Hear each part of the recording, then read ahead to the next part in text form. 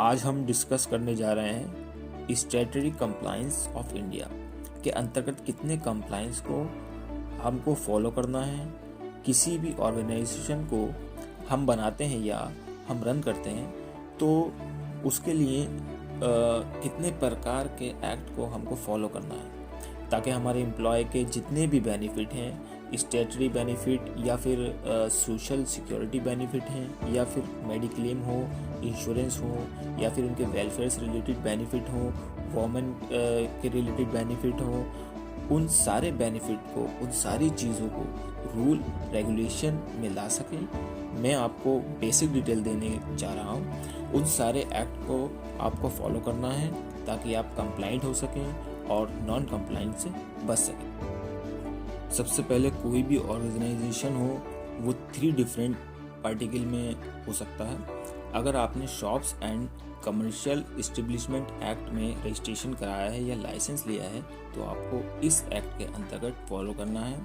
अगर आप किसी फैक्ट्री को रन कर रहे हैं तो आपको फैक्ट्री एक्ट के अंतर्गत फॉलो करना है। अगर आप माइंस से रिलेटेड कोई बिजनेस कर रहे हैं तो आपको माइंस एक्ट को फॉलो करना है। और बाकी जितने भी एक्ट हैं, जैसे आप देख रहे हैं वेजेस से रिलेटेड एक्ट है तो आपको मिनिमम वेजेस को फॉलो करना है। मिनिमम वेजेस की मैं अलग से वीडियो बनाऊंगा ताकि आपको डिटेल में पता चल सके।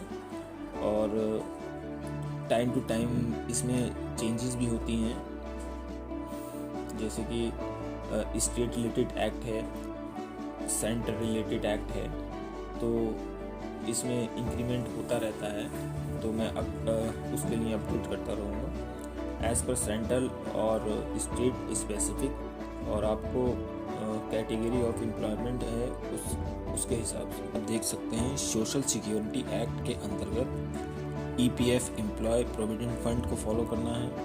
ESIC employee state insurance act को फॉलो करना है। Payment of gravity act, labour welfare fund act सारी स्टेट में एप्लीकेबल नहीं है। जहाँ पर भी एप्लीकेबल है, जिस स्टेट में भी एप्लीकेबल है वहाँ सैलरी से डिडक्ट किया जाता है, उसका आपको बेनिफिट भी मिलता है। यहाँ पर आप देख सकते हैं इंडस्ट्रियल रिलेशन एक्ट में इंडस्ट्रियल डिस्प्यूट एक्ट है। किसी भी प्रकार की डिस्प्यूट होती है तो उसकी इस एक्ट के अंतर्गत जो भी सॉल्यूशन होता है निकाला जाता है। Industrial employment standing order act, trade union act.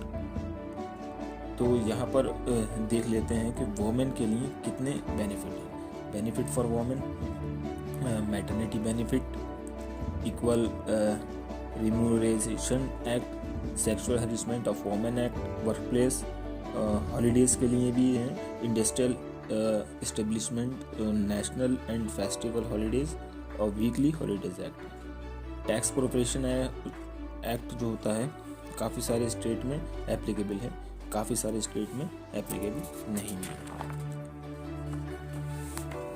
Women compensation act, इसके अलावा काफ़ी सारे एक्ट हैं जैसे चाइल्ड लेबर, जो employment exchange, compulsory notification of vacancies, जिसमें आपको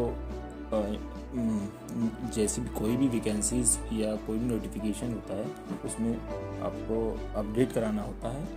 inter state migrant women's regulation of employment and condition of service act. Apprentice act, जो कि ट्रेनिंग के लिए कोई भी आता है तो इस एक्ट के अकॉर्डिंग ही आपको ट्रेनिंग कराना होता है। बहुत सारे मैंने आपको एक्ट बताए, जितने भी एक्ट होते हैं, बाकी और भी वीडियोज़ में आपको अपडेट